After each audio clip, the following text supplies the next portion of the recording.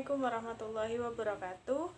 Perkenalkan, nama saya Sairin Wasilah, mahasiswa Pendidikan Bahasa dan Sastra Indonesia STKIP PGRI Jombang dengan NIM 186013 angkatan 2018A.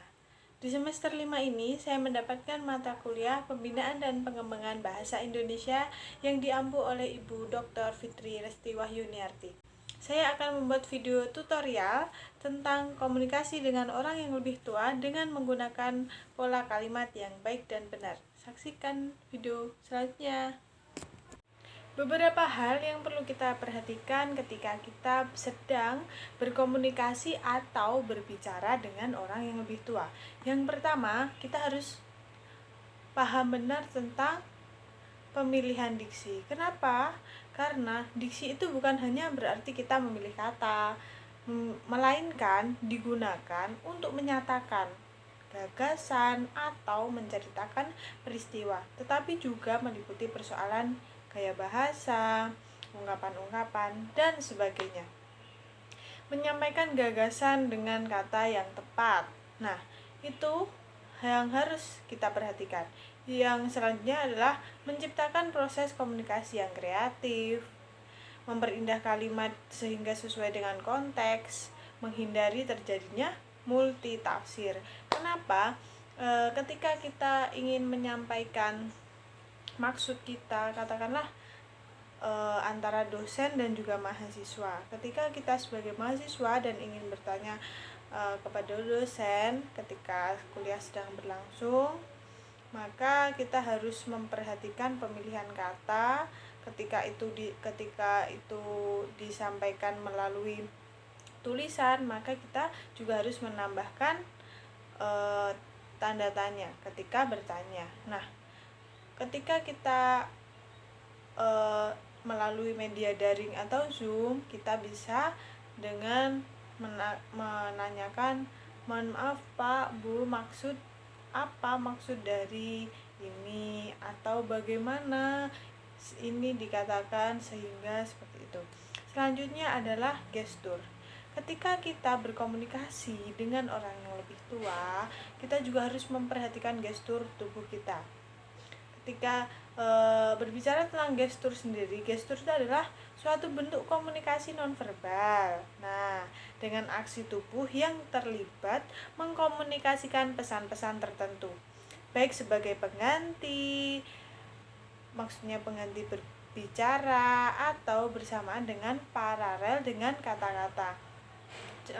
Gestur mengikuti pergerakan dari tangan, wajah, atau bagian tubuh lainnya. Nah, ketika kita berbicara, kita harus sangat-sangat memperhatikan gestur. Contohnya seperti ini. Ketika kita berbicara dengan orang yang lebih tua, konteksnya adalah mahasiswa dan juga dosen. Sebelumnya kita memperhatikan pola gestur dengan kita ketika berdiri, ya berdiri, diem, tidak banyak tingkah, atau bisa dikatakan tidak bermain tangan ketika berbicara. Boleh ketika seumpama kita presentasi di kelas. Nah, kita menyampaikan, kita menggunakan tangan kita, menggunakan wajah kita, maksudnya menunjukkan ekspresi senang, menyampaikan materi dengan jelas, dan lain sebagainya. Gerakan-gerakan tubuh yang kita lakukan itu adalah gestur.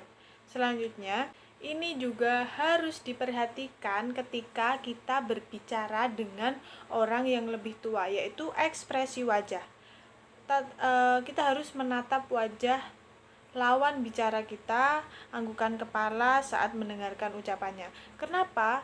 Karena itu adalah salah satu respon kita ketika lawan bicara kita atau orang yang lebih tua tersebut menyampaikan atau berbicara. Selanjutnya adalah gunakan ekspresi wajah yang tepat. Ketika kita berkomunikasi dengan orang yang lebih tua, katakanlah beliau menceritakan pengalamannya di waktu kecil, kita harus memberikan respon yang baik, kita tersenyum ketika menceritakan pengalaman-pengalaman yang menyenangkan, pengalaman-pengalaman lucu di masa lalu, seperti itu. Nah, jangan lupa mempertahankan kontak mata ketika berbicara dengan seseorang. Nah, ketika kita berbicara dengan seseorang, tentunya kita sendiri, kita kan juga ingin diperhatikan oleh orang tersebut. Maka selayaknya kita memperlakukan diri sendiri ingin diperhatikan, maka kita juga harus memperhatikan orang lain tersebut dengan tetap memperhatikan, tetap mendengarkan dengan baik dan memperhatikan. Selanjutnya adalah intonasi. Ketika kita berbicara tidak hanya kepada orang yang lebih dewasa atau orang yang lebih tua, kita juga harus memperhatikan intonasi kita. Sampaikan dengan jelas ketika kita sedang bertanya, sampaikan dengan jelas ketika kita meminta tolong. Intonasi itu adalah merupakan tinggi rendahnya nada suara, irama bicara, atau alunan nada. Nah, ini juga harus diperhatikan ketika kita berkomunikasi. Kita juga harus paham terhadap syarat atau teknik berbicara sopan. Jangan terlalu mendominasi percakapan. Kita dengarkan orang tersebut, jangan mencela pembicaraan mereka, karena berkomunikasi dengan orang lain mencakup dua hal kan, berbicara dan mendengarkan, iya kan? Kita sebagai lawan bicara itu tidak boleh terlalu banyak bicara. Nah, apalagi saking bawelnya kadang kita selalu memotong pembicaraan mereka sehingga kadang mereka merasa tersinggung dan terdiam. Nah, hal tersebut itu merupakan hal yang kurang baik dilakukan.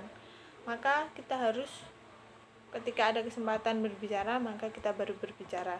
Kita dengarkan orang tersebut sampai mencapai titik dari pembicaraan tersebut. Nah, contoh ketika orang tersebut bercerita tentang permasalahannya, kita dengarkan sampai habis bagaimana kronologi tersebut terjadi, bagaimana apa hal yang menjadikan hal tersebut terjadi, lalu kita memberikan solusi untuknya. Nah, selanjutnya hindari kata-kata yang mungkin tidak dimengerti. Menghindari kata-kata yang mungkin tidak dimengerti oleh lawan bicara kita itu perlu. Ketika kita berbicara dengan orang yang lebih dewasa, kita harus mampu memposisikan diri. Kita jangan memakai bahasa yang gaul, kita pakai bahasa Indonesia yang baik dan benar. Berbicara tentang bahasa Indonesia yang baik dan benar, kita juga harus memperhatikan pola kalimat dari bicara kita. Nah, kalimat itu kan merupakan rangkaian kata yang dapat mengungkapkan gagasan, mengungkapkan pikiran atau perasaan. Kalimat itu merupakan satuan terkecil yang mengungkapkan pikiran utuh, baik dengan cara lisan maupun tertulis. Pada kalimat sekurang-kurangnya harus memiliki subjek dan juga predikat. Nah, bila tidak memiliki subjek dan juga predikat, maka bukan disebut kalimat, tapi disebut dengan frasa. Dalam wujud lisan, kalimat diucapkan dengan suara naik turun atau intonasi tadi. Nah, dengan keras, lembut, jeda diakhiri dengan intonasi. Ya, berakhir dengan intonasi. Nah, dalam wujud huruf biasanya kalimat dimulai dengan huruf kapital dan diakhiri dengan huruf titik atau huruf tanya atau bahkan tanda seru. Demikian video yang dapat saya sampaikan. Semoga bermanfaat untuk kita semua. Terima kasih telah menyaksikan. Wassalamualaikum warahmatullahi wabarakatuh.